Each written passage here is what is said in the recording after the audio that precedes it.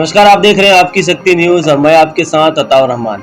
आइए देखते हैं बिहार, यानी कि अब बिहार ही नहीं है, संपूर्ण भारत में आज मतगणना हो रही है। यानी कि जो चुनाव हो गई है, अब रिजल्ट होनी है। रिजल्ट का जो सिलसिला है वो सुबह 8 बजे से ही चुनाव, यानी कि मतगणना का जो प्रक्रिया है ये प्रारंभ है।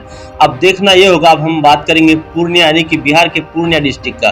क्योंकि पूर्णिया डिस्ट्रिक्ट का हम इसलिए बात कर रहे हैं, पूर्णिया डिस्ट्रिक्ट जो है इन दिनों हॉट सीट कहा जाता था।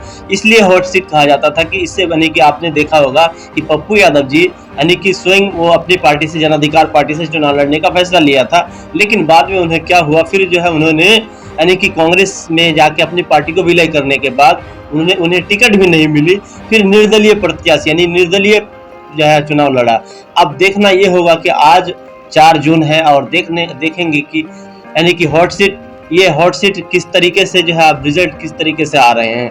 अभी तक अगर हम कहा जाए कि अभी तक जो अपडेट आ रही है, अभी संतोष कुमार कुशवाहा जो है ये यानी कि जनता दल यूनाइटेड से हैं। अब इनका जो संतोष कुमार कुशवाहा की अगर जनता यूनाइटेड से हैं, इनका यानी कि अभी जो है 1,17,770 मत इन्होंने प्राप्त की है। अभी तक का जो रिजल्ट, जो तीसरा फेज का जो अभी यानी कि तीसरा जो यानी राउंड का जो अभी मतगणना हो रही है।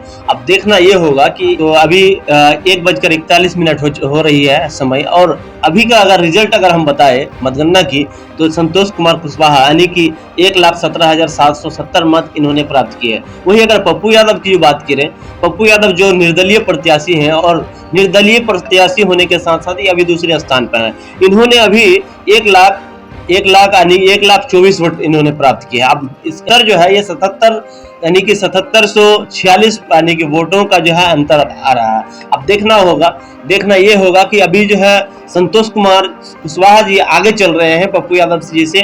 अभी देख रहे हैं कि संतोष कुमार कुशवाहा जो है ये 7746 वोटों से ये आगे चल रही है। अब देखना ये होगा कि ये पप्पू यादव जी कहे जाते थे इन दिनों, इससे पहले भी आपने देखा होगा कि यानी कहे जाते थे कि पप्पू यादव यानी कि वो पहले भी कहते थे कि हम पूर्णिया को जीत कर ही रहेंगे। अब देखना ये होगा कि अभी 1:41 हो चुका है और देखना ये होगा कि संपूर्ण मतगणना के बाद पप्पू यादव जी जीत पाएंगे या नहीं पाएंगे। अब ये भी आपको हम लिए चलते हैं, जो अगर हम जो प्रणाम पूर्णिया यात्रा और बहुत सारी यात्रा उन्होंने की थी, आपने देखा होगा कि किस तरीके से लोगों से मिले थे और लोगों से मिलने के बाद अब उनका रिजल्ट क्या होगा। देखिए, कभी कभी होता क्या है कि लोग आपसे गले मिलते हैं और बहुत सारे नेता आते हैं, उनसे गले मिलते हैं, उनसे बातचीत करते हैं, लेकिन मत यानी कि वोट करने के समय में उनका वोट कहीं और जाता है। ऐसा होता है। अब कौन किस क्षेत्र में क्या कितना काम किया है, वो तो उनके काम के अनुसार ही जो है उनका जो उन्हें मत मिलेंगे। लेकिन कभी कभी यानी कि दिखता कुछ है और करता कुछ है, ऐसा हो जाता है। क्योंकि आपने देखा होगा कि पप्पू यादव जी किस तरीके से जो है लोगों से मिलते थे, इससे पहले भी अभी तक भी उनका जो है मिलने का सिलसिला जो वो जारी था और जारी है अभी भी। आपने देखा होगा कि कई हादसे हुए हैं, उन हादसे में भी उन्होंने जाने का प्रयास किया था।